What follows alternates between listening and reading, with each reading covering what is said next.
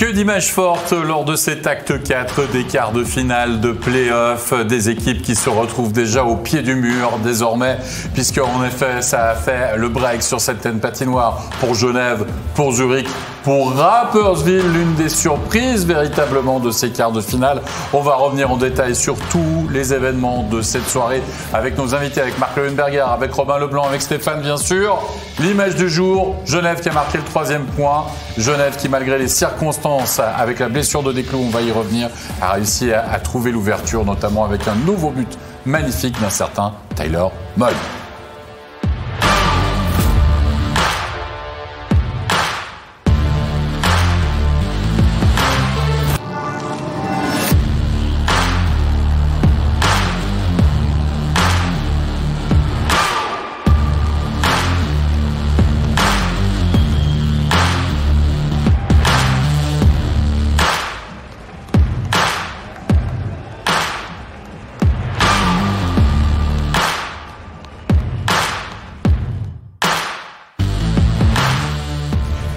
Messieurs, en ce lundi sur les différentes patinoires, c'était surtout le retour marqué des spectateurs. Mais oui, dans les tribunes, 50 spectateurs bien comptés ont pris place dans les différentes patinoires, comme c'était le cas notamment du côté de Berne. On les voit, on a fait un petit choix entre les sponsors, entre les partenaires, entre les fans. On a fait un gros bingo, on a tiré au sort. Puis ce qui est bien, c'est qu'on a essayé de chercher quand même l'esprit d'équipe, vous avez vu. Les règles des distances, parfois, notamment en Rapperswil, il faudra... peut-être qu'on pourrait faire mieux, hein, je ne sais pas ce que vous en pensez sur ces images, mais quoi qu'il en soit, c'était un petit début, qui l'aurait cru, des spectateurs en play-off. Je pense qu'on n'était pas nombreux ici autour de la table à avoir imaginé ça. Un petit début, c'est... Voilà. Moi, ce qui m'étonne beaucoup dans la logique, encore une fois, je vais faire une parenthèse là-dessus, c'est que on parle de distanciation sociale. On en met 50 dans une patinoire de plusieurs milliers. Au lieu de les mettre éparpillés pour pas qu'il y ait de contact, puis ils se contaminent, on les met tous ensemble. Quelqu'un peut m'expliquer ça? Moi, je voudrais savoir combien de toilettes étaient ouvertes, déjà. Ah, c'est ça. T'en ouvres une, comme ça, tout le monde va à la même place, tout le monde s'assied en même temps. Non, mais je ne comprends pas la logique. Les médias, c'est la même chose. On était cantonnés dans des patinoires, la même chose. On était tous l'un sur l'autre. Vous allez me dire qu'après, il y a les branchements. On ne peut pas non plus s'asseoir dans les gradins, là. Mais je ne comprends pas la logique. Ils sont 50 dans un grand machin. Ils les mettent tous en paquet. C'est pour moins avoir à désinfecter après le match. Oh. Bref, messieurs, c'était le côté sympathique et quand même intéressant, c'est de voir le retour des spectateurs dans les patinoires. C'était bien. 50 chanceux qui ont pu participer donc aux rencontres de la soirée. Messieurs, tour d'horizon évidemment des matchs. Qu'est-ce qui s'est passé ce soir entre Berne et Zug notamment? C'est la première rencontre qu'on va passer au crible. On vous rappelle ce qui s'est passé lors de l'acte 3 avec Zug qui a gagné 3-0, le retour en forme de Giannoni. Bref, on se dit, allez, c'est parti pour Zug, on va dérouler le tapis. Pas du tout, ils se sont pris plutôt les patins dans le tapis bernois adressé du côté de la Postfinance Arena, puisque Berne va scorer 3 fois dans cette période, alors que qui c'est qui va ouvrir le score? C'est Zender qui va ouvrir le score avec Marc, une défense bernoise aux abonnés absents. Oui, une défense bernoise qu'on a vue toute la saison ainsi. Donc, ils sont tous en train de courir après le puck, de regarder le puck et ils oublient de protéger la zone devant le but. Et puis c'était simple après pour Zender. Oui, Zender qui peut marquer, l'auteur d'une excellente saison régulière. On a eu l'occasion d'en parler très souvent sur ce plateau. 1-0 pour Zug. On se dit, Robin, voilà, ça y est, c'est bien parti. Ça va faire mal au CP Berne. Mais Berne va marquer 3 fois, et notamment le premier en supériorité numérique. J'ai envie de dire, c'est le début d'une grande soirée. On n'a pas beaucoup joué à 5 contre 5 non plus dans cette rencontre. Et c'est Héros et Lo. Oui, qui remplace, on rappelle Hodgson blessé, qui va scorer. Moi, je trouve que c'est un bon joueur. Hello, il a un grand gabarit, un bon lancer, un bon patinage. Ça, c'était une très belle pièce de jeu. Il est rentré avec de la vitesse, il a fait une belle feinte, une passe, puis il a continué à aller vers le but, ce qu'on dit toujours de faire. Puis il y a eu un but facile. Donc, c'était le début d'une belle séquence pour Berne. On a vu Schlumpf sur la séquence, on va le revoir très souvent en mauvaise posture ce soir, messieurs. Quoi qu'il en soit, c'est le dos de Tristan Chervel, semble-t-il, qui dévie ce puck d'Inti Pestoni. On n'est pas forcément d'accord. Robin, il dit non, c'est Pestoni. Tu vas voir. On avait vu Clark marquer un but un petit peu semblable. On le sait toujours pas d'ailleurs, mais... Moi, je pense qu'elle Regardez. touche le dos de Chervel légèrement. Regarde le puck. je crois que... T'as peut-être raison. J'aime pas le dire, mais t'as peut-être raison. En muffin. En tout cas, là, Giannoni se dit, celui-là, j'ai pas compris comment il était rentré. Haim, qui va marquer le top scorer. C'est le top scorer à Berne, faudrait pas l'oublier. Haim, on va le retrouver.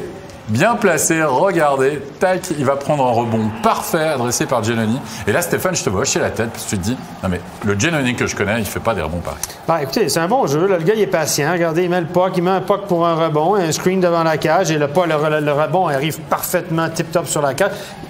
Offensivement, il y a tout qui tourne dans l'or pour Berne, ça va bien. Et Giannoni, il joue pas de chance, mais le tir de Pestoni, il doit l'arrêter. C'est un papillon. Là, il donne un long rebond. Oui, c'est un tir pour un rebond, mais là, il donne un long rebond. Il arrive directement sur la canne. Tout pour Berne roule dans l'or. Et cette équipe-là est devenue dangereuse parce que il crée sa chance, puis le puck roule pour eux en zone d'attaque. Au niveau des chances de marquer, Giannoni, c'est 22 arrêts sur 26 tirs. C'est du 84 %. Le dernier match à Berne, c'était un peu la même chose. Fort taux de réussite pour Berne. Donc, cette équipe-là crée des trucs et ça tourne pour eux actuellement. Et Zug devra se poser les bonnes questions. Et c'est ce qu'ils ont fait à l'acte 2, rappelle-toi. Ils avaient aussi marqué 3 buts lors des 20 premières minutes de jeu, si je ne m'abuse. Et voilà. Après, ils peuvent justement jouer et capitaliser là-dessus. Allez, en deuxième période, Zug va pourtant réduire le score en supériorité numérique à 5 contre 4. C'est Abdelkader qui va pouvoir dévier cet envoi du capitaine Diaz. Zug a eu ses chances, Marc, pendant la rencontre, notamment en supériorité numérique. Il faudrait donner du crédit aussi à la défense de Berne et à Karunen aussi. Oui, absolument, ils ont eu leur chance. Mais Zug un peu, comment je dirais ça, suffisant quand même. Parce qu'ils jouent bien, ils ont beaucoup de qualité. Mais là, maintenant, Berne va où ça fait mal, ils les embêtent, ils sont là et c'est difficile pour eux. On remarque que là, c'est un but parce que Berne n'est pas là. Il n'y a personne autour de... c'était qui Abdelkader qui a pu dévier. Oui, Abdelkader, donc il avait tout. Il pouvait être tout seul devant le gardien. Mais quand on fait ces erreurs-là, c'est clair, c'est facile. Mais après, ils ont travaillé autrement aussi. Oui, ils vont marquer le 4-2, surtout en troisième période. Le but qui va définitivement faire très mal à Zug. Et qui d'autre Gunther Sander pouvait marquer. Gunther Sander très en vue, Robin, dans ses playoffs, qui soutient, comme on dit, l'attaque. Oui, puis ils ont besoin de lui à jouer comme ça s'ils espèrent éventuellement gagner contre Zug. C'est un défenseur qui est capable d'appuyer l'attaque. Puis sur cette séquence-là, il a fait un très beau lancer, une belle finition de sa part. Et tout le monde, Zander et l'autre là, qui back-checkait sur lui, ils surveillent Hunter Sander et là, ils le laissent aller tout d'un coup. Le puck finit sur sa canne. Et regardez, le puck, encore une fois, le tir n'est pas si précis que ça. Giannoni, vous allez me dire, oui, courte distance, on peut pas... Mais Giannoni doit faire ces arrêts-là. C'est un gars qui est capable de les faire. Il doit faire ces arrêts-là dans ces moments clés. Le puck n'est même pas dans le coin, touche son épaule, il arrive même pas dans le coin après avoir dévié. C'est un mauvais but de Giannoni, à mon avis. Il doit faire ces arrêts-là s'il veut amener son équipe au bout. C'est pour ça qu'on allait chercher. Puis on a vu Berne, ils ont bloqué énormément de tirs quand Zug était en power play. Ils ont su vraiment... J'ai la statistique. C'est 37 tirs cadrés pour Zug, seulement 26 pour Berne. Et 21 tirs bloqués pour Berne. Donc, Berne se sacrifie, fait comme Rapperswil, bloque un paquet de shoot. Et Moser qui marque dans la cage vide, puisqu'on tente le tout pour le tout du côté de Zug. On a vu qu'on a été contré du côté de Berne. On a pris le risque. Et le 6-2 signé Corey Konecker. Un but, un assist pour lui, 2 points ce soir. 6-2 dans la cage vide. Facile. Tranquille. Ça nous rappelle un score, 6-2. Non, c'était pas le score aussi de l'acte 2 c'était à Berne, il gagne 6-2. Voilà, c'est ça, c'est le tarif. C'est le tarif à Berne pour Zug, 6-2. Mais ce qu'il y a, c'est qu'on voit là, ils avaient tout le temps le contrôle, le puck, Zug, et ils sont mêlés les pinceaux, ils se sont mis eux-mêmes dans le trouble et qui ont donné l'opportunité à Berne de tirer dans le but vide. En tout cas, on va écouter une réaction à l'issue de cette victoire du CP Berne. On va écouter Vincent Praplan. Vincent Praplan, en saison régulière, vous avez gagné que 8 matchs à la maison. Et là, contre Zug, vous avez l'air injouable à la maison, justement. Comment ça se passe, tout ça ? Ouais, je pense que les playoffs, on sait, ça n'a rien à voir avec la saison régulière. Je pense que, on joue différemment, on joue plus intensément, on finit nos checks. On a joué assez similaire que le dernier match ici. On a joué plus dur, on a fini nos checks. Beaucoup moins d'erreurs au ligne bleu, au ligne rouge. C'est comme ça qu'il faut jouer. On a gagné le dernier match ou l'avant-dernier match comme ça. On a gagné aujourd'hui. On sait que si on joue dur, on leur pose des problèmes. Donc, il faut qu'on joue notre jeu. Dans le troisième tiers, vous meniez 3-2. Vous avez eu plus de 6 minutes en powerplay. Vous n'avez pas réussi à mettre ce quatrième qui tombe finalement à 5 contre 5. Vous avez eu peur à un moment donné? Non, peur, je pense pas, mais c'est sûr que surtout en play-off, des chances comme ça en powerplay, surtout 3 à la suite, il faut marquer. Ouais, sur un malentendu, il marque le 3-3, puis c'est un match différent. Donc c'est sûr qu'il faut qu'on garde ça, le powerplay, qu'on soit plus, qu'on ait plus de réussite là-dessus, puis qu'on joue plus intelligemment. On aurait pu tuer le match déjà bien avant. Mais on est resté serein, je pense qu'on a joué de la bonne manière et puis le quatrième goal est arrivé. Donc c'est sûr, encore quelque chose à regarder pour le prochain match, mais beaucoup de positifs. Merci beaucoup Vincent. Merci, c'est gentil. Et 2 partout dans la série. Et Berne est en train de pousser Zouk dans ses retranchements. Parce que si vous regardez ce qu'on discutait, si vous regardez les deux line-up, vous regardez déjà 63 points d'écart. Là, mais Berne a 4 matchs de moins, mais même s'ils avaient gagné ces 4 matchs, ça fait 51 points d'écart. Bon, après ça, Berne, il y a eu des péripéties, on joue avec moins d'étrangers, OK. Mais là, Berne, il dérange sérieusement ce Zouk-là, parce que si vous regardez sur le papier, il n'y a pas photo, les garçons. Oui, si en plus on pense Zouk qui a marqué tant de buts pendant la saison, à Berne, ils n'arrivent pas à marquer, et c'est Berne qui avait tant de peine à marquer qui marque des buts. Donc, quelque part, ils ont trouvé un peu cette solution, cette clé, c'est peut-être ce jeu plus physique, et puis tout. C'est ce qu'il dit. Voilà, et ça déstabilise pas mal Zouk, hein. Oui, c'est clairement. Là, ils devront se poser les bonnes questions parce que trouver la solution, là, les gars, ils devront faire un exemple. Là, c'est best of 3, les garçons. Et maintenant, c'est best of 3. Tout peut arriver. Et Giannoni, c'est Giannoni, mais d'accord, il aurait pu en retenir un ou deux, mais c'est pas lui qui peut gagner tous les matchs. Hein. Et Karunen, de l'autre côté, c'est du 94%. Encore. Dernier match, un peu moins 90, mais le garçon, là, Karunen, là. Alors qu'en saison, il était... En saison, il était erratique total. Exactement. Mais là, il fait il carbure, le garçon. Hein. Il arrête des rondelles, ça tourne pour lui. Et là, Zouk, là, je pense qu'ils vont commencer à se dire, attends, est-ce qu'on peut perdre en première ronde contre Berne, qui a fait 50 points cette année, 56 Je pense que le prochain match à Zouk, ça va être la pression, un match clé. La pression, elle est sur Zouk totalement. Là. Parce que Berne, il dit, nous, de toute façon, on a fait la merde durant la saison, on s'est classé contre Davos, tac, OK, notre saison est déjà sauvée, personne ne s'attend à ce qu'on batte Zouk, ils sont bien plus forts que nous sur le papier, et puis là, bam. Donc eux, ils se disent, son père, tout le monde va dire c'est normal. On les a poussés jusqu'au bout, puis Zouk et son père, c'est une catastrophe. À Zouk, c'est une catastrophe nationale, hein? Cantonale, je veux dire, pour Zouk. Non, mais sérieusement. Non, vrai, wow. Ça se passe, hein, les deux équipes qui ont sorti justement de ces play-in sont en train de créer chacun une surprise. Wow. Peut-être que le fait de jouer sans aucune pression, ça aide les équipes. C'est tant mieux pour le spectacle, on va dire. C'est tant mieux pour le spectacle, pour l'engouement. En tout cas, il y a doute, ça c'est sûr, sur les casques des joueurs de Zouk et chez l'entraîneur Dan Tangnes. Messieurs, on va changer de série. On va passer à la série entre Fribourg et Genève, Servette. Du côté de la patinoire des Vernets, il y avait le retour d'un certain Tanner Richard. Après celui de Rhodes, c'est Tanner Richard désormais qui rejoint Genève, qui mène 2-1 dans cette série face à Fribourg. On va voir ce qui s'est passé. Il s'est passé beaucoup de choses dans ces 20 premières minutes de jeu. Tout d'abord, on le sait, Robin, le powerplay de Genève, à l'inverse de celui de Fribourg, fonctionne dans cette série. Et c'est même comme ça qu'ils vont ouvrir le score par Tom Ernest, 1-0. Oui, Tom Ernest, moi je trouve que c'est un excellent joueur. Franchement, il trouve toujours le moyen de mettre le puck au but. Puis en plus, ses lancers, ils sont dangereux. Ça, c'est, je veux dire, de la ligne bleue comme ça pour bien placer son shoot. Ça prend quand même un certain talent pour être capable de faire des jeux comme ça. Avec Fer et Winning qui font écran devant Reto Berra. Il faut mettre du trafic pour battre les bons gardiens.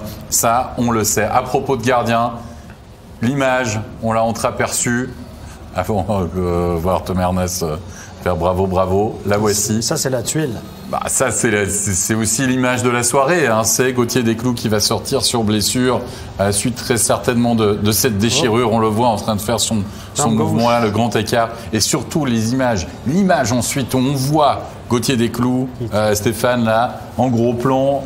On le voit, voilà, la douleur, elle pleure, la frustration, l'énervement. Ça. Probablement une déchirure musculaire à l'aine, à l'adducteur à gauche, à l'aine ou à la cuisse, ou peut-être le genou.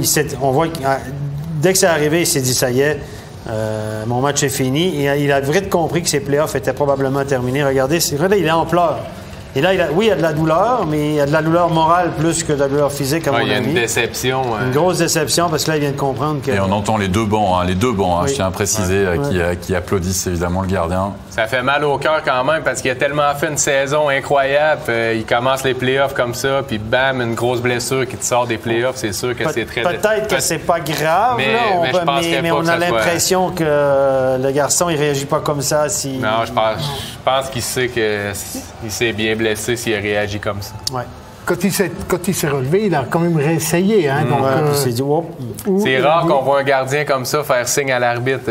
Il faut arrêter parce que je peux plus. C'est rare qu'on voit des séquences comme ça. Ouais, et puis sur le visage, tu te connais quand même physiquement. Moi, je pense que si tu craques comme ça, c'est que tu sens que c'est grave. Ah oui. Le gars, Voilà, mais c'est une déchirure musculaire, c'est 3 semaines, 1 mois. Puis pour un gardien, en plus, qui descend toujours en papillon et tout, c'est beaucoup plus long parce que tu le sens toujours. Donc, bref, on aura plus de nouvelles demain. On a une belle surprise quand même pour le reste du match. Oui, Manzato. Oui, Daniel Manzato, on l'a vu, qui va finalement blanchir, on y reviendra. Mais avant cela, grosse possibilité. Regardez, on est en toute fin de période. Di Domenico qui va allumer le poteau. Et Manzato qui ne sait plus où est ce puck. Marc, il aurait pu, avec le rebond, regardez, carrément se la remettre derrière. Et hop, finalement, il vient mourir un peu entre les jambes. Quoi. Oui, voilà, il est entré. Il ne devait pas être très, très chaud. Et puis, il a tout de suite eu le temps pas eu le temps de se mettre vraiment au goût. Il a tout de suite dû travailler. Il a eu cette chance-là, parce qu'il y a encore l'une ou l'autre autre occasion qui était très chaude. Mais voilà, il était là. Il a fait le job tout de suite. Il a fait le job, c'est que s'il n'y a eu que le poteau, c'est qu'il n'y avait pas d'autre place ailleurs. Et du côté de Fribourg-Gotteron, encore une mauvaise nouvelle en fin de période. Kylian Motet qui va être touché à la gorge, le top scorer de Fribourg-Gotteron. On l'a vu juste avant, il a reçu devant la cage le puck. C'était pas un tir, c'était une passe devant la cage, puis il a probablement reçu directement dans le cou. Regardez, c'est dans le cou. Là, sur le cou, c'est le cas de le dire. Puis là, il va au banc, puis il se sent vraiment mal, probablement beaucoup de peine à respirer. Ça a des nausées, visiblement. On a dit qu'il a... Oui, il a manqué de souffle. Hein. Il a vomi sur le banc, peut-être, je sais pas. On voit pas bien, mais mal en point. Mais il est revenu au jeu. Il est revenu. Donc, ça a été... plus de peur que de mal, là, mais ça fait toujours c'est toujours inquiétant de voir un joueur s'affaler sur le banc comme ça. Oui, c'est des accidents qui ne sont pas agréables à voir. Hein. Comme ça arrive sur une situation anodine, puis c'est pas agréable de voir des joueurs comme ça sur le banc en souffrance. Ah, puis c'est toujours très impressionnant si vous perdez le souffle ou si vous avez quelque chose dans ces moments-là, en plus. Jason Fox avait été blessé au cou. Il avait reçu un shoot dans le cou. Philippe Dano, avec les Canadiens de Montréal, aussi, un tir de Zdeno Chara, il était resté transporté d'urgence à l'hôpital. Bon, c'est pas le cas de Kylian, mais ça peut être très grave. Heureusement, ce n'était pas le cas pour Kylian Motet. En effet, revenons à ce match, si vous le voulez bien, et à cette deuxième période. Une grosse chance dans cette deuxième période, c'est Manzato. Regardez, seul face à Chavaya, une fois, 2 fois. Et là, le réflexe, Robin. Quel arrêt. On peut dire qu'il y a eu de la chance sur le retour, mais il a quand même eu, selon moi, le bon réflexe de mettre son bras au bon endroit. Puis c'est tout qu'un arrêt qui aurait... Ce but-là aurait peut-être remis Fribourg dans le match. Mais chapeau à lui, surrépondre à la suite que Detlou ait quitté le match. Bravo. Oui, parce que Chavaya est parfaitement joué. Il est allé regarder s'il n'y avait pas le rebond. Il est allé encore prendre ce deuxième puck, comme on dit, Marc. Oui, exactement. Donc, mais voilà. Le puck roule du bon côté. Il a bien fait. Le poteau, il est revenu entre ses jambes. Et là, il l'a arrêté. Il a roulé dans le dos, mais il s'est tourné correctement pour l'enlever. Avec Fribourg qui a dominé les débats dans cette deuxième période au niveau de la statistique des tirs. Je crois qu'il n'y a que 5 tirs pour Genève dans cette période-là. Messieurs, on va se rendre en troisième période avec un autre gros arrêt, celui de Reto Berra devant Joël Vermin. On le voit, hop là, Berra qui fait son déplacement parfaitement poteau à poteau avec le très beau service de Linus Omark. Vermin qui n'arrive pas à lever son puck, peut-être que ça aurait fait la différence, Stéphane. Ah oui, c'est clair, là, il doit lever le puck, il doit être un petit peu plus patient, mais là, Berra fait tout un arrêt. Là. On va donner crédit au gardien, le mouvement est là, il arrive pile poil sur son poteau. Alors, Berra était très bon sur cette séquence-là, mais bon, Berra ne peut pas tout faire. Si son équipe ne donne pas de but. Il n'a pas fait un mauvais match, Berra. Hein. Il a fait des gros arrêts. Les buts que Genève ont marqués, ils ont marqué des belles pièces de jeu, des beaux buts. Ouais. Fait qu'il n'y a rien à se reprocher, je pense. Ouais, puis sur la fin de match, Genève a marqué le deuxième. C'est le but le plus important, forcément. Vous l'imaginez bien avec un Reto Berra qui donne ce puck. Stéphane, t'en penses quoi de ce but, finalement, quoi? Mauvaise relance de Reto Berra à la base. Ouais, mauvaise relance. Chavaya aussi, là, ils ont un petit peu pris au dépourvu. C'est jamais un rim qui longe la bande. C'est jamais un bon puck pour les joueurs qui veulent la reprendre. Et moi, on va donner du crédit à moi. On cherche l'erreur. Mais regardez, Chavaya, il se fait un petit peu prendre. Et moi, il est patient. Tac. Mike, c'est pas un buteur. Normalement, c'est plus un passeur qu'un buteur. C'est pas un gars qui est un véritable sniper. Mais là, dans cette série-là, il nous marque des buts puis des beaux, hein? Il est très beau. Hein? Patience, comme pas au jeu, dans pleine confiance, moi. Et puis dans cet angle, encore le mettre sous la latte. Là, c'est moi encore qui va faire cette passe-là derrière la cage. Passe, c'est un beau lancer aussi. Souvent, les joueurs, ils vont à l'opposé, hein, puis aller du même côté, du côté fort. Berra, il s'en attendait pas. Mais le jeu de Moy, c'est une très belle passe qu'il a fait. Puis c'est bien de voir ça parce qu'à Genève, ça montre qu'ils ont quand même une certaine profondeur parce que des joueurs comme Omar ce soir... on l'a presque pas vu dans le match. Depuis le début de la série, il joue pas mal, Omar, mais on l'a pas vu. Il joue pas mal, mais je veux dire, les joueurs... Il joue pas mal, mais il fait rien de spécial. C'est pas du tout... L'attaque ne porte pas du tout sur lui.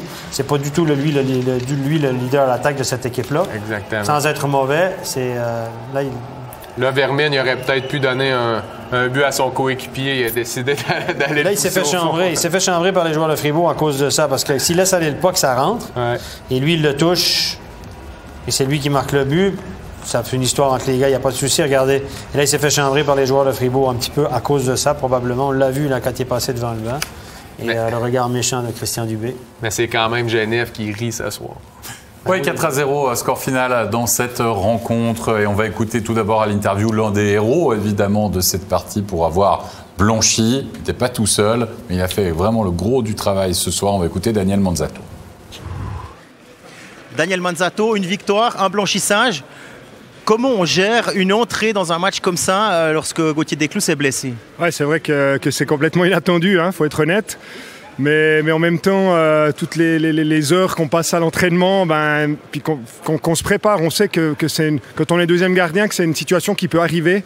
Et puis là, l'avantage, c'est qu'on n'a pas trop le temps de penser non plus. Hein. Gauthier, il se blesse, on va regarder. Il semblerait qu'il ne va pas pouvoir rester dans le match. Et puis c'est à ton tour d'aller, quoi. Et puis comme ça, c'est vrai qu'il n'y a pas vraiment le temps de cogiter. Tu es tout de suite dans le match. Mais non, c'était vraiment le plaisir de jouer ce soir. 53 minutes, pas de but encaissé. On a l'impression que vous aviez la facilité à voir arriver ces pucks. C'est aussi votre analyse? Non, je crois que c'était au contraire. Il y a eu quand même plusieurs phases compliquées. Je crois que Fribourg, ils ont quand même ils ont amené le danger. Aussi, ils essayaient d'avoir de la présence devant le but. Et puis non, je crois qu'il faut donner du crédit beaucoup à la défense qui a vraiment, on peut dire dans le langage, steppé up. Et puis ils m'ont vraiment facilité, disons, à mon travail. Mais non, c'était pas un match simple, loin de là. Merci Daniel. Merci. Oui, Steph, tu voulais dire quelque chose? Oui, je voulais dire, avant de parler, je voudrais dire quelque chose. Mais je voulais dire que les étrangers de Fribourg dans cette série-là, ils connaissent des séries compliquées. Aucun but. Aucun des étrangers n'a marqué un but. Desharnais et Di Domenico ont 2 assists. Gunderson a un assist. Stahlberg, rien du tout. Donc, évidemment, quand on ne marque pas de but ou que ça ne va pas, les premiers qu'on blâme, c'est les étrangers. Mais ils ont été les fers de lance avec Kylian Motet. Kylian Motet a 2 buts, mais ils ont été les fers de lance de cette équipe-là, notamment sur le powerplay toute la saison. Gunderson, Desharnais, ils ont fait un paquet de points sur l'avantage numérique. Di Domenico a marqué 75% de ses buts sur l'avantage numérique. Dans cette série-là, ils n'y sont pas pour l'instant. Donc, Genève fait un bon job. Ce soir, Gunderson et Desharnais sont -3. Il y a une cage vide là-dedans, donc on va dire -2. Ils étaient sur la glace pour la cage vide. Donc, la différence, de l'autre côté, t'as Fair, t'as Moy, t'as Tom Ernest qui font le job par ailleurs de l'autre côté. Vermin ne joue pas de mauvaise série non plus. Donc, c'est comme ça. Fribourg a 38 shoots au but.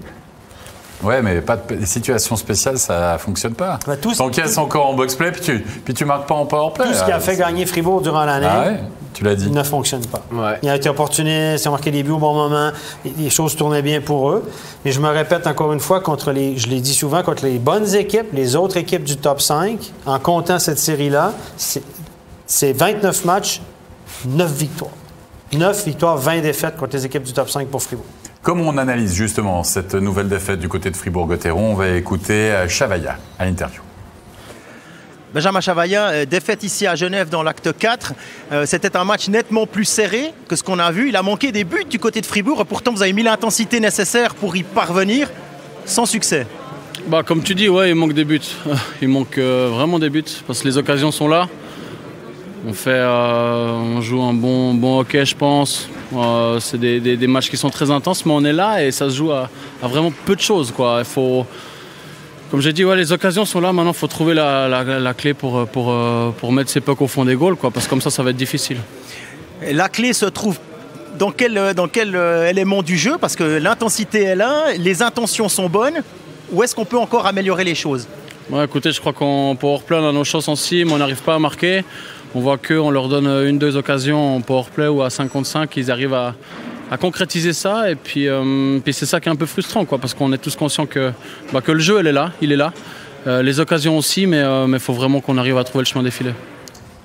Voilà pour cette série entre Genève et Fribourg-Gotteron. On va passer à la série des Lions entre Zurich et Lausanne. Rendez-vous du côté du Hallenstadion. Lausanne qui était menée 2-1 dans cette série et surtout qui restait sur 2 défaites sans marquer le moindre but. On attendait le retour de Malgin comme le Messi. Ça a été le choix de Bolshauser dans la cage. Pourquoi pas? Il a fait une très bonne saison. Si vous étiez avec nous, on en a parlé avec nos invités. C'était pas choquant. On voulait provoquer quelque chose du côté de Lausanne. On l'a peut-être provoqué dans un certain sens, quoique Lausanne qui une nouvelle fois va céder à, j'ai envie de dire, son indiscipline, peut-être Robin, et qui va devoir capituler en infériorité numérique sur cette réussite de l'H. Oui, ils ont été très indisciplinés ce soir, Lausanne. Ça, par contre, c'est une très belle pièce de jeu. C'est des jeux préparés. Le gardien ne peut rien faire là-dessus. C'est simplement de la bonne exécution. 1-0 une nouvelle fois, le powerplay qui fait mouche là-dedans. C'est du copier-coller. Alors c'était un 5 contre 3, Marc, lors du dernier acte. Mais une nouvelle fois, Zurich qui sait profiter de l'indiscipline de Lausanne. Avec son deuxième powerplay. Ça doit être le même buteur, c'est le deuxième. C'est que Zurich est bien posé. Ils sont bien dans leur tête. Ils prennent le temps. Comme je dirais, ils ne s'excitent pas. Ils vont, ils prennent le temps tranquille. Et puis, avec ça, ils font courir l'adversaire et on a vu, ils maîtrisent. Ils maîtrisent la chose, les passes arrivent et tout. Et ils attendent juste les erreurs de Lausanne. Des erreurs, il y en a eu beaucoup. Stéphane, tu analysé ça. D'abord, Lausanne était très passif dans le premier tiers. Lausanne a entamé le match entre le premier et le deuxième tiers. J'ai sorti des séquences où, d'habitude, Lausanne est très agressif au forechecking. On l'a vu, les autres matchs, être très entreprenants, très physiques, vraiment très à la nord-américaine, comme ils ont joué toute l'année. Et là, ils ont joué un petit peu à la finlandaise. Je caricature, mais on voulu un peu changer le système de jeu, surprendre Zurich en étant très, très passif, en reculant volontiers en zone haute. On a vu 5 joueurs de Lausanne en patinage arrière. Donc, on a voulu changer un peu, surprendre finalement Zurich. Et on a vu sur quelques séquences que les joueurs n'étaient pas très à l'aise parce qu'ils n'ont pas joué comme ça toute l'année. Mais il y a eu ça, mais il y a aussi les pénalités. C'est les pénalités dans ce match-là qui ont fait... Lausanne a été son pire ennemi ce soir. Bon, il y a eu pas mal de chocs aussi, d'images et de gestes qu'on n'aime pas voir sur les patinoires. On va en voir un. D'abord, en première période, c'est Pedretti qui va avec toute sa vitesse, qui se fait grand, qui décolle les patins sur Gibbons. Et franchement, on a eu très peur parce que le joueur lausannois reste couché sur la glace, Robin, et surtout la tête qui va ensuite aller heurter dans un deuxième temps le plexi. Oui, Pedretti arrivait avec beaucoup de vitesse, il n'a jamais ralenti. On a vu que les 2 patins ont quitté la glace. Gibbons, il était vraiment dans une mauvaise position pour le contact et puis sa tête, elle a fini directement dans le plexi. Mais par la suite du match, durant la suite du match, Gibbons, il a vraiment bien joué. Ça l'a réveillé, ce coup. Parce qu'il a été bon, il a été intense, il a donné des mises en échec. Ça l'a pas aidé Lausanne, mais... ça l'a réveillé. Moi, j'ai pas aimé ce check-là. On l'a analysé sur le plateau. Moi, je pense que Pedretti ne ralentit jamais. Il sait que Gibbons est vulnérable. Il n'a plus la rondelle. C'est un check tardif. Il saute. L'impact est le haut du corps. Pas directement contre la tête parce que Gibbons est retourné. C'est plutôt contre l'épaule et ça le fait. Et moi pour moi, c'est 5 minutes. Il mériterait une pénalité de 5 plus 5 matchs parce que c'est dangereux. Il saute. Il veut lui faire mal. Il ralentit jamais. Moi, je pense que ça aurait dû être un 5 match. Ça a été 2 minutes, voilà. Mais encore une fois, c'est toujours facile à la vidéo. Moi, je l'ai regardé 5 fois pour me faire une idée. Donc, voilà. Ah, mais je suis d'accord, mais ça change quand même la donne. Oui, ça change la donne. C'est évidemment, ça change toujours la donne. Moi, vous allez me dire, j'excuse toujours les arbitres, mais je l'ai vécu à la hauteur de la glace. Et je sais que les arbitres ont eu un doute là-dessus, ont discuté. Finalement, ils ont tranché. Et puis, ils ont donné... C'est des jeux qui arrivent tellement vite que des fois, quand tu es dans le feu de l'action, c'est difficile. C'est ça. Exact. Allez, on continue. Deuxième période.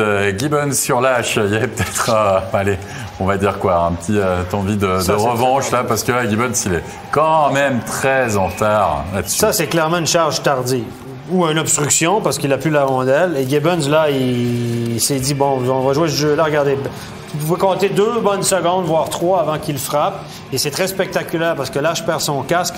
Et puis, mais pour moi, c'est une charge tardive. C'est 2 minutes de charge tardive ou obstruction. C'est pas 5 minutes. C'est un full body contact. Le contact, c'est tout le corps en même temps. La tête, elle fait une espèce de fait de pendule, de fait de recul, un peu le coup du lapin. Et puis, c'est très spectaculaire parce qu'il perd son casque, mais la majorité des joueurs portent le casque avec la jugulaire jusqu'ici par confort. Le casque, il peut gicler sans que... Voilà. Et c'est exactement ça, parce que juste l'effet de recul a fait gicler le casque. Et les arbitres ont sifflé rapidement parce qu'il est tombé à la renverse, puis on a eu l'impression qu'il s'est tapé la tête contre la glace. Voilà. Ah, c'était ça. La grosse question, messieurs, là, t'es le PSO, là, Marc, tu regardes les deux, tu punis les deux, ou tu fais quoi? Ah non. Mais... Je sais pas, je pose la question. Steph, franchement, t'en sais rien? Peut-être qu'ils disent, écoute... Celle de Pedretti est punissable d'une 5 minutes pour moi, suspension ou pas, j'en sais rien. C'est bien plus dangereux que celle de Gibbons, parce que Gibbons, il arrive tardivement, mais le joueur le voit venir, et puis il saute pas, les patins décollent pas, il n'y a pas d'extension du corps, il n'y a pas de coude, c'est un full body contact, la tête n'est pas le principal point de contact, pour moi, mais bon.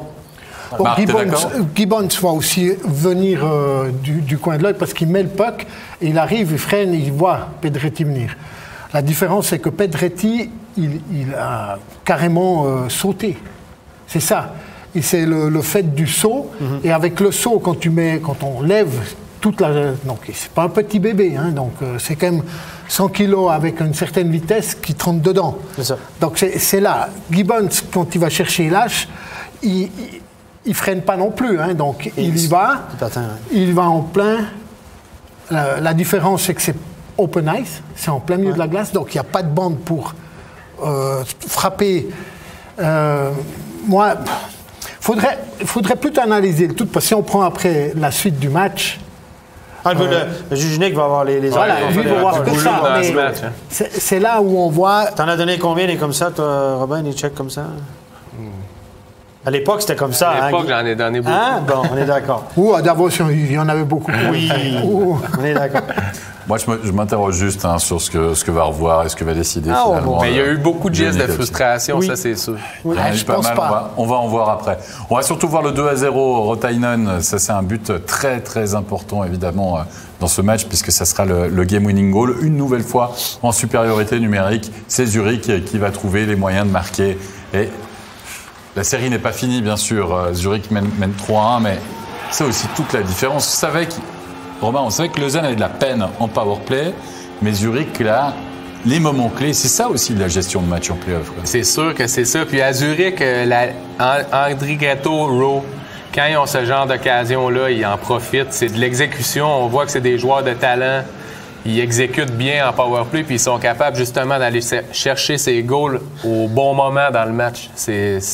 Zurich, c'est une équipe qui a beaucoup d'expérience, puis ils l'ont montré ce soir. Ils étaient calmes même durant la courte tempête de Lausanne. Ils ont su garder le match sous contrôle.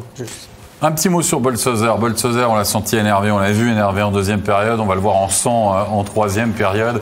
Il a passé une soirée compliquée, il a fait le job, Marc, mais franchement, c'était pas simple pour lui, quoi. Vous imaginez aussi un peu de frustration de sa part. Ouais. C'était très compliqué pour lui parce que il y a eu des frottements devant lui, il a même reçu l'une ou l'autre légèrement été frotté par des attaquants. Et là, il se prend le shoot et puis... on le voit maintenant, il va reprendre ce puck en plein sur le front. C'est clair, cette coupure, c'est plus, ça doit être les vis qui retiennent, qui tiennent justement la grille. Et avec le choc, si ça tombe vraiment dessus, vous avez beau avoir de la mousse, mais ça expose la chair dessous. Mais Grosse bosse. À quoi ça sert, ces masques pour finir? Moi? La bonne vieille grille, il ne serait pas coupé, hein, parce que la grille, elle ne collait pas Pavoni, la grille à Pavoni. Tobias Stéphane jouait avec une grille au début de sa carrière aussi. Ça n'arrive pas à ça. Olivier Anken avait justement aussi cette grille-là. Ouais. Et il a une fois reçu vraiment en plein front. Ah, sur son plein front, où il y avait les deux vis, et il avait les deux trous, les deux trous dans le front. Mais c'est ça, c'est un mauvais endroit. Puis quelque part, le casque, il doit aussi être, il s'appuie sur le visage. Et puis voilà. Exactement. Ça s'appuie un peu plus fort. Vous l'avez compris, mauvaise idée. De toute façon, quoi qu'il arrive, gris ou pas gris, de toute façon, mauvaise idée. Quoi qu'il en soit, Lausanne va enfin trouver justement l'ouverture. Là aussi, on a enfin de supériorité numérique. Et enfin, le réveil, j'ai envie de dire, des gros bras, c'est Genasi qui va pouvoir aller mettre ce patin sur le patin, le lapsus d'Allemande. Ouais, j'ai été surpris qu'il y ait... On n'est même pas allé challenger, là, parce que, il le redirige, Steph, mais qui coupe un kick?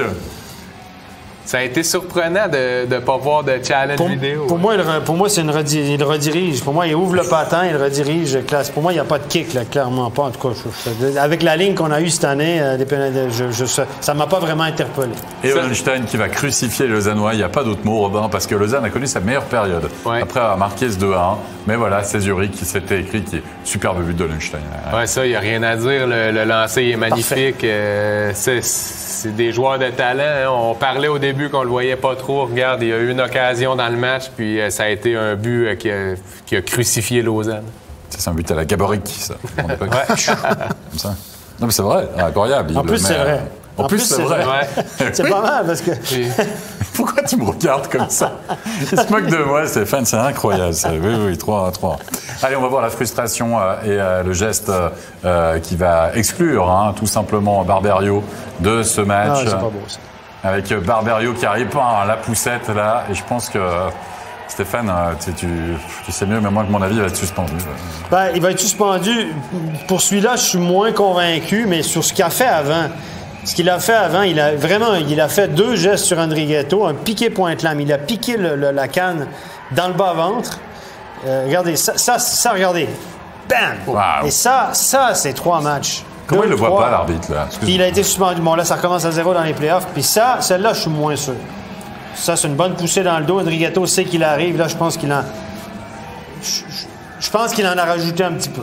Okay? Mais le piqué comme ça... Le piqué, la deuxième partie, là, je suis moins convaincu. Là, 2 plus 10 peut-être. Mais la première partie, là, wow, ça, c'est... Et moi, je suis désolé, mais tu perds, là. Tu fais ce geste-là. Barberio, c'est quand même une expérience, Robin. Je sais pas, c'est pas un jeune, c'est pas un, etc. Toi, voilà, tu sais que tu vas être suspendu. Tu as encore un match, tu as encore un point. Là, la série n'est pas finie, là. Non, toi, t'en penses quoi de ce geste? Moi, je pense vraiment que c'est un mauvais geste parce que c'est de mettre son équipe, en fait, dans le problème. Parce que Lausanne ont besoin de Barberio le prochain match. Je veux dire, ils sont acculés au pied du mur. Un geste comme ça, c'est sûr que tu fais ce geste-là, c'est... automatiquement, tu sais que tu es suspendu. C'est sûr qu'il va être suspendu soit pour son plaquage, soit pour le piqué. Donc, il n'est pas là le prochain match, Barberio. Puis on sait que c'est quand même le leader de Lausanne à la défense. Là. Ils en ont besoin. Donc, ça va être aux autres de se retrousser les manches parce qu'ils n'ont plus le choix. Andrighetto est arrivé, il a donné un petit coup dans le bas du dos. Ouais, c'est bon, OK. Mais là, tu te retournes pas comme ça. Directement dans le bas du ventre. C'est de la frustration. Ciao, bello, c'est fini. Non, ça c'est un geste, c'est vicieux. Moi, je pense qu'il va y avoir 2-3 matchs. On n'a même pas besoin de se poser la question est-ce qu'il va être suspendu? Non. Il faut plutôt se demander combien de temps il va être suspendu. Donc, le piqué point-claque, la règle, c'est que si tu essayes puis tu passes dans le vide, c'est 2 plus 2 plus 10. Tu le touches pas. Si tu le touches, c'est 5 matchs automatiques. Puis si tu le blesses, c'est suspension automatique. Mais là, blessure, pas blessure, voilà. Mais c'est hyper dangereux. C'est une arme, hein? Le bout de la canne, hein, tu peux... On s'entend que... Tentative de blessure pour moi. Oui, donc je suis très surpris parce que oui, c'est un joueur qui joue dur, etc. Mais là, les fils sont touchés. Oui, vraiment. Ah, les fils sont touchés, le garçon. C'est très, très étonnant. Puis je pense que Lausanne n'avait pas besoin de ça parce que si vous regardez l'ensemble du match... Dans le jeu, il a pris beaucoup de pénalités, mais Lausanne n'était pas largué non plus. C'est 33-30 pour Lausanne, les tirs au but. Ils n'ont pas trouvé le chemin des filets, ils ne méritaient pas de gagner avec les pénalités qu'ils ont pris, mais tout n'est pas terminé quand même. Non. Tu peux pas te dire, si c'est le dernier match, tu es sûr de perdre, puis là, tu pètes une coche, puis tu dis, je m'en fous. Mais non, mais... Mais ils sont vraiment tirés dans le pied ce soir. Ah oui. Le pire ennemi de Lausanne ce soir, c'était Lausanne. Voilà, mais c'est le deuxième match d'affilée quand même, c'est comme ça. Donc il y a quand même un souci. Ah non, c'est sûr. Il y a un souci. Si 2 matchs d'affilée, on est si proche de la frustration et on passe au-dessus, puis qu'on commence à prendre des pénalités, comme on l'a vu tout le long du match aujourd'hui. 4 au premier tiers. 4, puis 4 inutiles. Hein? Il n'y en avait pas de bonnes. Inutiles. Ouais. On arrive où? Messieurs, comment on a vécu justement cette nouvelle défaite du côté du Lausanne Hockey Club 3-1? On va écouter le défenseur lausannois Aurélien Marty. Aurélien Marty, vous avez enfin réussi à tromper Ludovic Weber, mais au final, c'est quand même Zurich qui s'impose ce soir. Ouais, effectivement, je pense que ça nous a tous fait du bien ce goal, mais ouais, je crois qu'il est venu un peu tardivement. On court toujours au score jusqu'au 3e tiers, et puis c'est difficile de gagner des matchs. Le premier tiers, il n'était pas idéal avec ses nombreuses pénalités. Zurich a su profiter de ses chances à 5 contre 4. Ça n'a pas été votre cas ce soir. Ouais, c'est clair. Enfin, on sait que Zurich, c'est une très bonne équipe. Hein. Ils ont des très bons joueurs. Et puis, même on le voit sur le dernier goal, ils sont très opportunistes. Et puis, quand ils ont des chances, ils arrivent à les mettre au fond. Et puis, c'est ce qu'on n'arrive pas à faire dans cette série, quoi. Vous êtes maintenant au pied du mur. J'ai envie de dire, qu'est-ce que vous devez changer, à part marquer plus de buts pour remporter le match 5 Pas grand-chose. Je pense qu'on a vraiment eu un bon match ce soir. 5-5, on les tient, ils n'ont pas eu grand-chose. Mais voilà, c'est toujours la finition qui peine un peu dans cette série. Voilà, c'est 3-1, il en faut 4 pour gagner. Maintenant, on retourne à la maison. On doit vraiment tout donner, pour arracher une victoire et puis revenir ici vendredi avec quelque chose à faire. Merci Aurélien. Merci, bonne soirée. Et la question, messieurs, que j'ai envie de vous poser, c'est quoi faire pour Lausanne? Qu'est-ce qu'il faut faire là maintenant, Robin? On a essayé le coup de Bolshauser, là, de changer le gardien? Il n'a pas été mauvais. Moi, je pense que... Non, mais d'accord, je suis d'accord. Il n'a pas été mauvais. Mais choc psychologique, nada, ça n'a pas marché. Tu n'as marqué qu'un but, tu as mené 3-1 dans la série. Voilà. Moi, je pense que Lausanne, il faut qu'ils reviennent comme ils jouaient au début de l'année. C'était une équipe qui patinait, c'était une équipe qui était agressive sur le forecheck. J'aime pas voir Lausanne passif parce qu'ils ont tellement de joueurs rapides avec des qualités offensives que c'est pas leur jeu d'être passif. Donc moi, je pense que Lausanne, ils n'ont rien à perdre. Il faut qu'ils arrivent au prochain match puis qu'ils jouent offensif, qu'ils jouent leur jeu. Ils savent qu'ils n'auront pas Barberio. Donc, ils savent qu'il va falloir donner un effort supplémentaire. Je veux dire, il ne peut pas avoir une motivation beaucoup plus grande, c'est 3-1. Donc, il faut qu'il y ait une réaction. Normalement, Roth, l'étranger qu'on a été chercher durant l'année, devrait pouvoir jouer. À ma connaissance, il n'est pas blessé. Donc, je pense que c'est lui qui va intégrer l'alignement, probablement. Mais la question, c'est Malguin, finalement. Bon, même si Malguin revient aussi, parce que c'est day-to-day, hein, donc c'est possible. Moi, le problème, il est d'abord dans la tête. Il faut qu'ils arrêtent de péter les câbles, quoi. Ouais, il faut qu'ils se contrôlent, qu'ils apprennent à regarder, réfléchir, poser et pas... Donc, j'ai l'impression que c'est très souvent panique. Ouais. Puis cette panique se transforme en mauvaise agressivité. Que ce soit les cross-checks, les contacts... Puis trop de pénalités, comme vous l'avez dit. En première période, il y en avait déjà 4. Mais si je peux ajouter quelque chose là-dessus, Zurich, on voit que c'est une équipe d'expérience. Puis Zurich, ils n'ont pas été frustrés à soir. Même quand ça va un peu moins bien, ils trouvent toujours la solution de revenir. Après, Lausanne, ça fait 2 matchs de suite qu'ils se tirent dans le pied. S'ils font encore ça le prochain match, c'est peut-être parce qu'ils n'étaient pas prêts à gagner. Je veux dire, il faut quand même... Une équipe gagnante, ils ne font pas des choses comme ça. Je vais vous donner juste le temps. Lausanne a joué en infériorité numérique pendant 13 minutes 44. Ça, c'est plus de 20% du match. Et puis, ils ont été Lausanne a été en supériorité numérique pendant 5 minutes 41. D'un moment, puis c'est l'enchaînement aussi, parce qu'en première période, il y en avait une toutes les 3-4 minutes. C'est comme si c'était donné le mot, dire une là, pour être sûr de ne pas reprendre le rythme. Alors voilà. Lausanne... ça sera le prochain truc à travailler, mais comme il le savait déjà un petit peu avant, il faudra en effet le mettre en pratique, comme tu l'as dit. C'est ça. Absolument. Donc, Lausanne est un petit peu responsable de son malheur. Ouais. Allez, messieurs, dernière série à évoquer. Et là, c'est quand même la série surprise. Désolé de le dire. C'était le retour déjà de Rapperswil, du côté de Rapperswil, dans certains Roman Cervenka. Ça, c'était la bonne nouvelle, quoique on se dit, on gagne 2 fois sans lui. Est-ce que c'est vraiment une bonne nouvelle? On était un petit peu taquin en avant-match ce soir. Ouais. En disant, oulala, ça va peut-être être un problème pour Rapperswil. Le retour de Cervenka, ça l'a pas du tout été, parce que Cervenka, on va le voir tout de suite, on va dire, en action, sur le premier but même. Rapperswil a marqué après 2 minutes. Ça aussi, regardez, pour vous dire à quel point, comment je pourrais dire ça, On se dit que ça va être long et compliqué pour Lugano parce que tu pars, Robin, avec des bonnes intentions dans cette partie. Tu te dis, c'est pas possible, on est mené 2-1, mais voilà, on va marquer le premier but, etc. Mais non, mené au score après 2 minutes. Ouais. Puis Rapperswil qui sont là, qui ont absolument rien à perdre dans cette série-là, qui jouent leur hockey et puis qui réussissent à mettre les pucks au fond. Et puis quand tu marques dans les playoffs comme ça, un but rapide, c'est toujours bien pour le moral. On voit de Chervenka certainement dévié donc par Clark devant la cage. Hagenberger qui va aller marquer le deuxième 18e minute de jeu, qui va aller fusiller le portier Marc sur ce coup-ci. 2-0 après 20 minutes pour Rapperswil quand même. Oui, mais alors Lugano, la défense, elle n'est pas là. Ils suivent, ils sont là, ils sont passifs. Il peut tourner, il peut arriver dedans. Ils sont bien à 5. Oui, il était 5. C'était 5 contre 3, mais ils sont tous en train de regarder un peu. Très belle passe quand même. Très belle passe, c'est vrai que Lugano, il était les 5 sur place. Mais les 5 joueurs luganais sont passifs. Avec Lugano qui va tout de même réduire le score, mais on est qu'en 3e période où finalement Morini trouve un peu Nifeler qui redevient humain, on va dire ça, Robin. Et puis là, on y a cru pour Lugano. On a tous crié « overtime ». Mais ouais, c'était un but faible de Nifeler, mais par contre, faut lui donner qu'il fait vraiment le travail depuis le début de la série. Hagenberger qui va marquer dans la cage vide, il ne reste plus que 2 secondes. Lugano manque le coche, Lugano menait 3-1 dans la série. Stéphane, petite pensée pour Serge, parce que est-ce qu'on peut être est-ce qu'on peut vraiment être en mode panique là du côté de Lugano? En mode inquiétude certaine. Ça c'est ça. En mode il se passe quoi? Tu penses qu'on peut appuyer sur le bouton siège éjectable à ce moment-là? Je pose vraiment la question. Je suis désolé de te la poser. Par surprise un peu.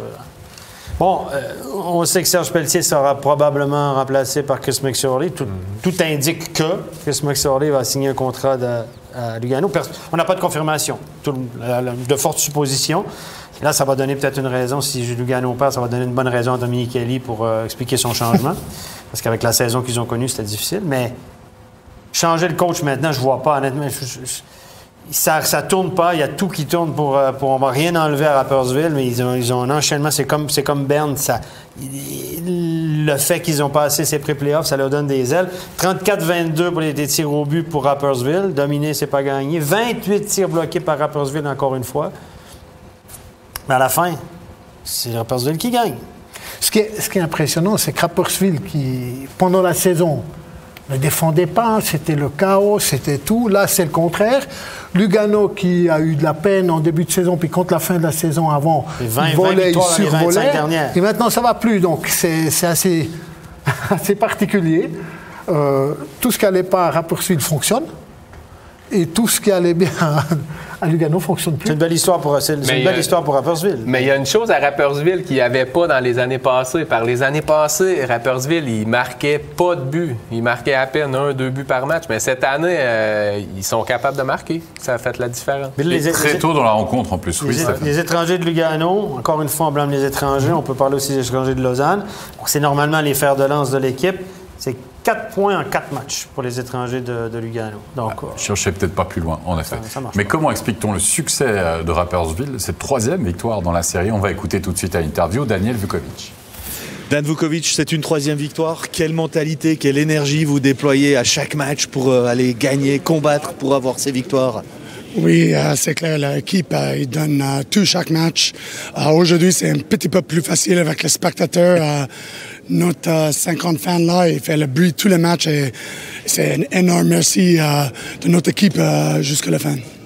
Quand on marque, comme vous l'avez fait très très vite après 1 minute de jeu, quand même, ça rend les choses un peu moins compliquées, peut-être pas faciles, mais moins difficiles. Oui, c'est aide. Clairement, si tu fais le premier but dans un match de playoff, ça aide beaucoup parce que le playoff, c'est toujours le match serré. Donc, le match serré, si tu as l'avantage, le premier but, ça aide beaucoup. Ce qui nous étonne quand même toujours dans cette série, c'est que votre équipe trouve toujours la solution pour embêter Lugano et gagner. Oui, pour le moment, nous avons trouvé 3 solutions. Nous besoin de 4. Nous c'est une bonne équipe là avec beaucoup de fierté. Donc, pour nous, c'est juste le match mercredi qui est important. Maintenant, nous profitons un petit moment, mais le match mercredi, c'est le match qui nous oblige à gagner. Merci bien. Merci beaucoup. le match qu'on doit gagner, obligé de gagner. C'est beau ça, de se dire que Daniel Vukovic à Rapperswil dit « Allez, maintenant, c'est pas mal ce qu'on fait, c'est très bien même, mais il faut gagner 4e ». Messieurs, on ne va pas parler de 4e, on va porter surtout des 3 étoiles de notre soirée.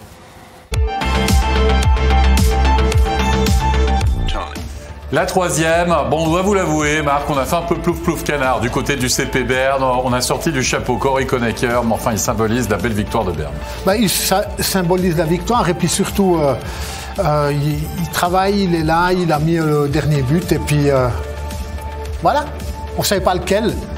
Il y a eu 6 buts, quand même. Berne, 2 matchs, 12 buts. Ouais, avec 6 buteurs différents en plus, c'est vous dire. Ouais. La 2e étoile, lui, il a marqué un doublé. C'est Nando Eigenberger pour Rapperswil, Robin. C'est pas des noms qu'on a l'habitude d'entendre, mais c'est souvent des joueurs qui sortent un peu de l'ombre dans les playoffs. Puis un grand bonhomme, un jeune aussi, qui a réussi 2 buts, puis des 2 buts très importants pour Rapperswil ce soir.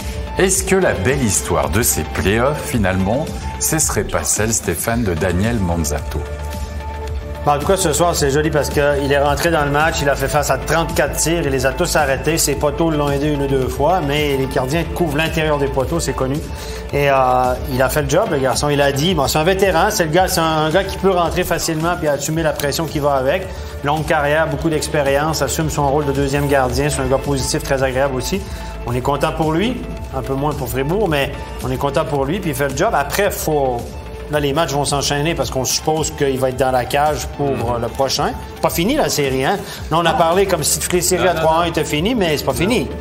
C'est pas fini. C'est loin d'être fini. Moi, j'ai jamais dit ça. Non, mais je dis ça que nous, on est là, puis on part du principe que à 3-1, la messe n'est pas dite, mais disons que le curé a presque fini son speech.